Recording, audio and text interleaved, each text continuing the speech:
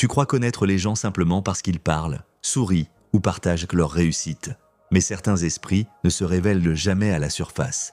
Ils observent, ils calculent, ils avancent lentement. Et quand tu comprends enfin leur jeu, il est souvent trop tard. Aujourd'hui, nous parlons de ces individus froids, calculateurs, silencieux, rarement impulsifs, capables de patience infinie et de décisions tranchantes. Cette vidéo n'a pas pour but de les diaboliser, mais de te rendre lucide. Parce que ce que tu ne vois pas peut te contrôler. Ce que tu ne comprends pas peut te dominer.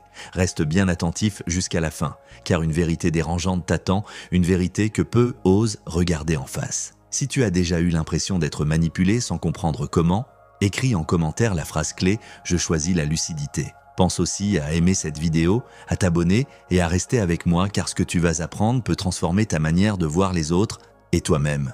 Depuis l'Antiquité, les penseurs savent que le véritable pouvoir ne crie jamais. Chez Sun Tzu déjà, l'effacement cachait la victoire et chez Machiavel, le calme apparent dissimulait la décision la plus tranchante. Les stoïciens, eux, parlaient d'apataya, non pas l'absence d'émotion, mais la maîtrise totale de ses mouvements intérieurs. Plus tard, la psychologie moderne a redécouvert cette figure sous d'autres noms, personnalité stratégique, esprit analytique froid ou intelligence émotionnelle dissociée. Si ce savoir a été mal compris, c'est parce que notre époque idolâtre l'expression, la spontanéité, la transparence émotionnelle. Mais certaines consciences prospèrent dans le silence. Elles ne réagissent pas, elles évaluent. Elles ne s'expliquent pas, elles attendent. Comprendre cela, c'est comprendre une faille béante de notre temps. Nous confondons émotion et vérité, alors que le calcul discret façonne souvent le réel. Pour détecter un froid calculateur, il faut d'abord désapprendre à regarder le monde avec naïveté. Car ce type d'individu ne se révèle jamais par des signes grossiers. Il ne crie pas, il ne gesticule pas, il ne cherche pas à impressionner. Au contraire, il se fond dans le décor. Sa première arme est l'apparente normalité. Il sait que l'excès attire l'attention et que l'attention est un risque. Là où beaucoup ressentent le besoin de s'exprimer pour exister, le froid calculateur existe pleinement dans le silence.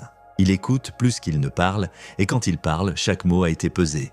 Rien n'est spontané. Même ce qui semble naturel est souvent le résultat d'un tri mental préalable. Si tu veux le repérer, observe ce décalage subtil entre ce qu'il montre et ce qu'il semble ressentir. Ses émotions paraissent maîtrisées, parfois trop maîtrisées, non pas comme quelqu'un de sage, mais comme quelqu'un qui filtre en permanence ce qui peut être utile contre ce qui pourrait le fragiliser. Le premier signe fondamental est sa relation au temps. Le froid calculateur n'est jamais pressé émotionnellement. Il peut attendre longtemps, parfois des années, sans frustration apparente. Là où d'autres veulent sans des réponses immédiates, lui accepte l'inachevé, l'incertitude, l'entre-deux. Ce n'est pas de la patience passive, c'est une patience stratégique. Il observe comment les autres s'impatientent, comment ils se dévoilent dans l'urgence, comment ils se trahissent quand le silence devient lourd. Comprends bien ceci, plus une personne est capable de rester longtemps dans l'inconfort sans réagir, plus elle conserve du pouvoir. Le froid calculateur le sait instinctivement. Il laisse les autres parler, s'engager, promettre, s'attacher. Pendant ce temps, lui recueille des informations, cartographie les failles, mesure les limites. Ce rapport au temps est l'un des indicateurs les plus fiables de sa nature. Un autre signe majeur réside dans sa manière de poser des questions. Il ne questionne jamais par curiosité innocente. Ces questions sont rares, souvent simples en apparence, mais profondément ciblées. Il sait exactement ce qu'il cherche à comprendre et surtout ce qu'il veut que l'autre révèle sans s'en rendre compte. Parfois, il pose des questions dont il connaît déjà la réponse. Non pas pour vérifier, mais pour observer comment tu réponds, ce que tu omets, ce que tu modifies. Il analyse ta cohérence émotionnelle plus que ton discours. Il ne cherche pas la vérité morale, mais la prévisibilité psychologique. Car ce qui est prévisible devient contrôlable. Le froid calculateur entretient aussi un rapport particulier à la morale. Il parle rarement de bien et de mal, non pas parce qu'il est nécessairement immoral, mais parce que ces catégories l'intéressent moins que l'efficacité. Là où d'autres cherchent à avoir raison, lui cherche à gagner en position. Il peut adopter un discours moral élevé s'il y voit un avantage social, puis l'abandonner sans conflit intérieur si le contexte change. Ce caméléon moral dérange parce qu'il révèle une vérité inconfortable. Beaucoup de valeurs sont performatives, portées pour être vues, non pour guider réellement les décisions. Le froid calculateur comprend cela très tôt. Il ne s'indigne pas inutilement. Il ne se sacrifie pas pour une idée si cela le fragilise à long terme. Et cela peut lui donner une apparence froide, voire inhumaine, aux yeux de ceux qui vivent dans la réaction émotionnelle permanente. Observe également sa façon de gérer les conflits. Il ne fuit pas le conflit, mais il ne s'y jette jamais à chaud. Face à une provocation, il peut sembler indifférent, presque absent. Mais intérieurement, il enregistre tout. Chaque attaque devient une donnée. Chaque mot déplacé devient une pièce, de plus dans un dossier invisible. Il ne cherche pas à gagner l'argument, mais à comprendre la faille émotionnelle de l'autre. Quand il décide d'agir, ce n'est jamais dans l'explosion, mais dans la précision. Et souvent, son action arrive quand l'autre a déjà oublié le conflit. C'est là que le choc est le plus fort, parce qu'il n'est pas attendu. Un froid calculateur est aussi reconnaissable à sa capacité à compartimentaliser. Il peut séparer complètement ses émotions, ses relations, ses objectifs. Là où beaucoup mélangent désir, loyauté, peur et attachement, lui cloisonne. Cela lui donne une stabilité redoutable. Il peut prendre une décision difficile sans s'effondrer intérieurement. Non pas parce qu'il ne ressent rien, mais parce qu'il sait mettre ses ressentis à distance au moment crucial. Cette dissociation fonctionnelle est souvent mal comprise. On la confond avec l'insensibilité, alors qu'il s'agit d'un mécanisme de survie psychologique, parfois développé très tôt dans des environnements imprévisibles ou hostiles. Il faut aussi parler de son rapport au regard des autres. Le froid calculateur ne cherche pas l'approbation, mais il sait parfaitement la provoquer s'il en a besoin. Il ne dépend pas du regard extérieur pour se sentir exister. Cela le rend paradoxalement très attractif. Son détachement crée un vide que beaucoup cherchent à combler. On projette sur lui de la profondeur, du mystère, parfois même des qualités qu'il n'a pas explicitement montrées. Il laisse faire, car la projection est une formidable source de pouvoir. Plus les autres imaginent, moins il a besoin de se dévoiler. Mais attention, le signe le plus dérangeant est souvent le plus discret, sa cohérence interne. Le froid calculateur ne se contredit que rarement sur ce qui compte vraiment. Son discours peut changer, son ton peut s'adapter, mais ses objectifs profonds restent stables. Là où d'autres oscillent selon leurs émotions ou l'opinion dominante, lui suit une ligne invisible, constante, parfois impénétrable. Cette stabilité fait peur, car elle donne l'impression que rien ne peut vraiment l'atteindre. Et cette impression n'est pas toujours fausse. Comprends cependant une chose essentielle. Détecter un froid calculateur ne signifie pas forcément te défendre contre un ennemi. Parfois, ce type de personnalité n'est pas dangereux en soi. Il devient dangereux seulement si tu restes naïf. La lucidité ne sert pas à condamner, mais à équilibrer. Si tu sais à qui tu as affaire, tu reprends du pouvoir. Si tu ignores ces mécanismes, tu offres des angles morts à ceux qui savent déjà observer en silence.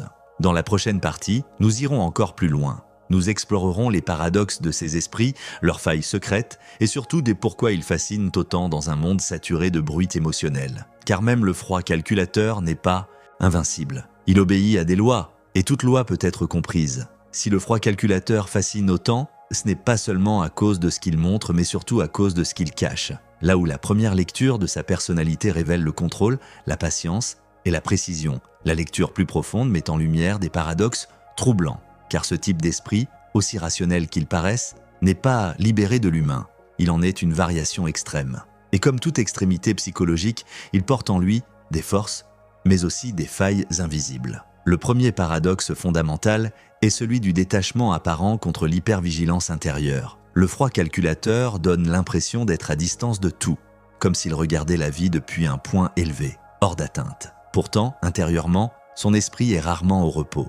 Il scanne, il anticipe, il simule. Chaque interaction devient un terrain d'analyse. Chaque relation est évaluée selon son utilité, son risque, son potentiel. Ce niveau de contrôle permanent crée une tension discrète mais constante. Là où d'autres lâchent prise dans l'émotion, lui n'abandonne jamais totalement la surveillance. Ce n'est pas un hasard si beaucoup de profils calculateurs souffrent d'insomnie mentale, de fatigue cognitive ou d'un vide intérieur difficile à nommer. Le prix du contrôle est souvent l'impossibilité du repos véritable. Un autre paradoxe réside dans sa relation au sens. Le froid calculateur peut atteindre des positions enviables, accumuler de l'influence, du respect, parfois même de l'admiration. Pourtant, arrivé à un certain point, une question silencieuse surgit. Pourquoi tout cela ? Car à force de réduire les choix à leur efficacité, le sens devient secondaire. Il est sacrifié au profit de la stratégie. Et c'est là que beaucoup de calculateurs expérimentent une forme de désert intérieur. Ils gagnent, mais ne ressentent pas. Ils maîtrisent, mais ne vibrent plus. Ce n'est pas de la dépression classique, mais une sécheresse existentielle, un monde où tout est sous contrôle, donc où plus rien ne surprend. Il faut aussi parler de l'illusion de supériorité intellectuelle. Le froid calculateur, parce qu'il voit des choses que d'autres ne voient pas, peut développer une conviction silencieuse d'être au-dessus du jeu.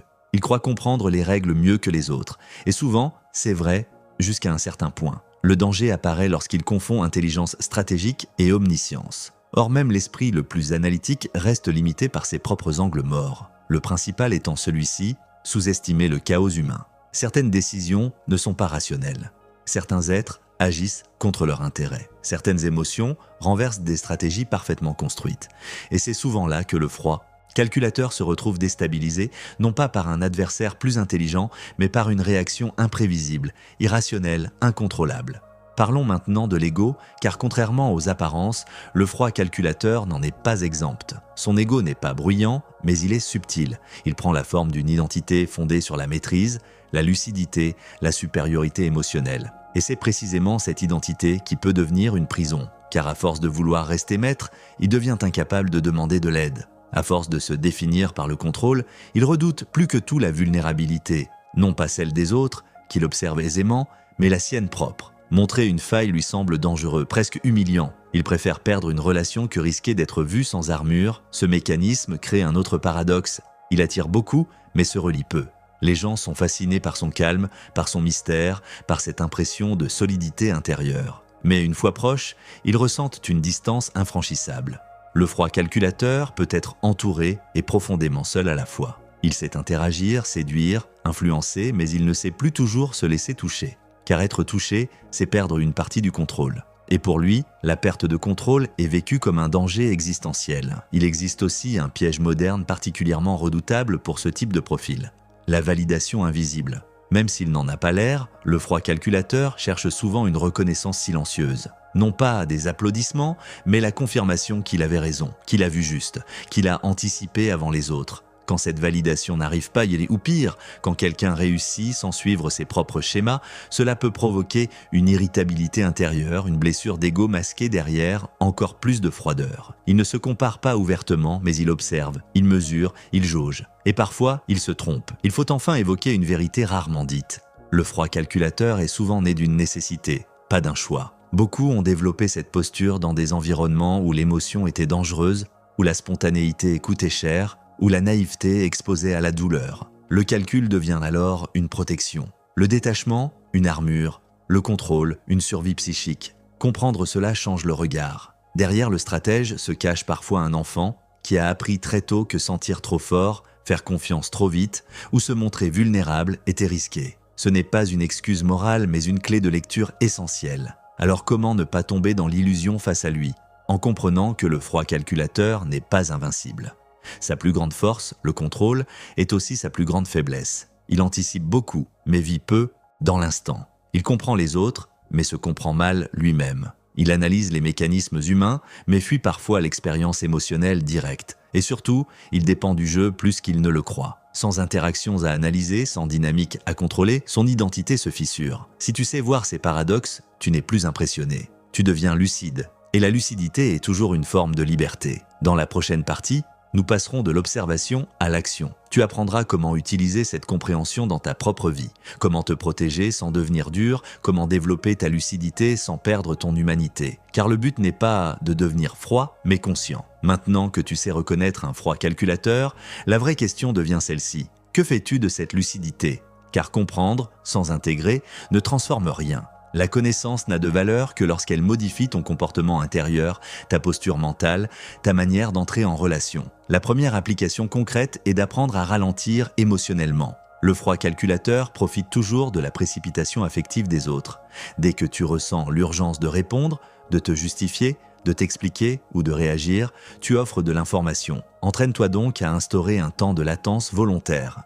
Avant de répondre, respire. Avant de t'engager, observe. Le silence n'est pas une faiblesse, c'est un espace de souveraineté intérieure. Plus tu ralentis, plus tu redeviens imprévisible. La deuxième pratique essentielle est la clarification intérieure. Une personne calculatrice s'oriente vers les failles floues.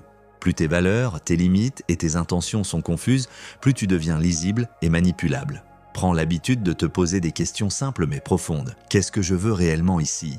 Qu'est-ce que je refuse, même si cela me coûte? Qu'est-ce qui me fait agir par peur plutôt que par choix? Ce travail d'autolucidité est fondamental. Car on ne contrôle jamais quelqu'un qui se connaît profondément. L'opacité intérieure est toujours une protection. Un exercice puissant consiste à observer tes réactions après chaque interaction marquante. Quand tu te sens vidé, confus ou étrangement tendu après un échange, ce n'est pas un hasard. Note mentalement ce qui s'est passé. Qui a posé les questions? Qui a parlé le plus? qui est reparti avec plus d'informations. Cette observation rétrospective t'apprend à détecter les dynamiques invisibles sans tomber dans la paranoïa. Il ne s'agit pas de soupçonner tout le monde, mais de reconnaître les schémas répétés. Apprends aussi à brouiller légèrement ton image. Le froid calculateur aime les profils stables, cohérents, facilement cartographiables. Sans devenir hypocrite, développe une certaine polyvalence. Ne révèle pas toujours tes plans. Ne commande pas toutes tes émotions. Garde certaines parties de toi hors du champ d'analyse. Le jardin intérieur non accessible est une forme de pouvoir silencieux. Plus tu laisses des zones inconnues, moins tu es prévisible. Une autre pratique clé est la maîtrise de tes engagements. Le froid calculateur observe qui promet vite, qui se sent moralement obligé, qui n'ose pas reculer. Entraîne-toi à dire moins souvent oui et plus souvent je vais y réfléchir. Cette simple phrase protège ton espace mental. Elle empêche l'assignation immédiate. Elle te redonne le contrôle du rythme. N'oublie jamais ceci. Celui qui fixe le tempo détient toujours une part du pouvoir. Il est également essentiel de travailler ta présence corporelle et émotionnelle. Plus tu es ancré, plus il devient difficile de te déstabiliser. Respiration profonde, posture stable, regard calme. Le contrôle ne se joue pas seulement dans la tête, mais dans le corps. Un esprit clair dans un corps tendu reste vulnérable. Apprends à relâcher intérieurement sans te disperser. Le calme incarné est beaucoup plus dissuasif que la rigidité défensive. Enfin, la transformation la plus profonde consiste à ne pas devenir ce que tu redoutes. Beaucoup, après avoir compris ces mécanismes, tombent dans l'excès inverse. Ils imitent la froideur, ferment leur cœur, se coupent de leur intuition. C'est une erreur. La véritable force réside dans l'équilibre. Tu peux être lucide sans être dur. Tu peux voir clair sans devenir cynique. Tu peux comprendre les stratégies humaines tout en choisissant l'authenticité consciente. La conscience n'exige pas la fermeture, mais la présence éveillée. Si tu intègres ces pratiques, quelque chose change silencieusement. Les jeux de pouvoir perdent leur emprise. Les dynamiques floues deviennent visibles. Et tu n'attires plus les calculateurs de la même façon, non pas parce que tu les affrontes, mais parce que tu n'offres plus les prises qu'ils recherchent. Il existe des esprits que l'on ne entend pas venir, des consciences qui avancent sans bruit, qui observent sans jamais se dévoiler, et dont la force ne réside ni dans la domination visible ni dans l'émotion affichée, mais dans la maîtrise silencieuse. Le froid calculateur appartient à cette catégorie. Tu as maintenant appris à reconnaître ces signes, à comprendre ces paradoxes et surtout à ne plus te laisser fasciner par son calme apparent. Car ce calme n'est pas toujours de la sagesse. Il est souvent une stratégie. Souviens-toi de l'essentiel. Le véritable danger ne vient jamais de ce que tu vois clairement, mais de ce que tu ignores. La lucidité n'a pas pour but de transformer le monde en champ de méfiance, mais de t'arracher à l'aveuglement.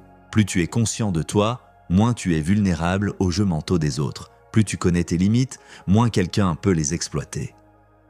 Le site froid calculateur perd son avantage dès que tu cesses de réagir mécaniquement et que tu retrouves ton axe intérieur. Et peut-être que la question la plus dérangeante n'est pas de savoir qui, autour de toi, agit ainsi, mais celle-ci, dans quel moment de ta vie as-tu toi-même appris à devenir froid pour te protéger ? Car la frontière entre lucidité et fermeture est mince, entre stratégie et peur, parfois invisible. Cette vidéo n'était pas une accusation, mais une invitation à regarder en face ce qui se joue dans les profondeurs de l'humain. Si ce contenu t'a parlé, laisse une trace. Écris en commentaire « Je choisis la conscience ». Abonne-toi, aime cette vidéo et continue ce chemin avec moi. Car la transformation commence toujours là où le silence devient compréhension.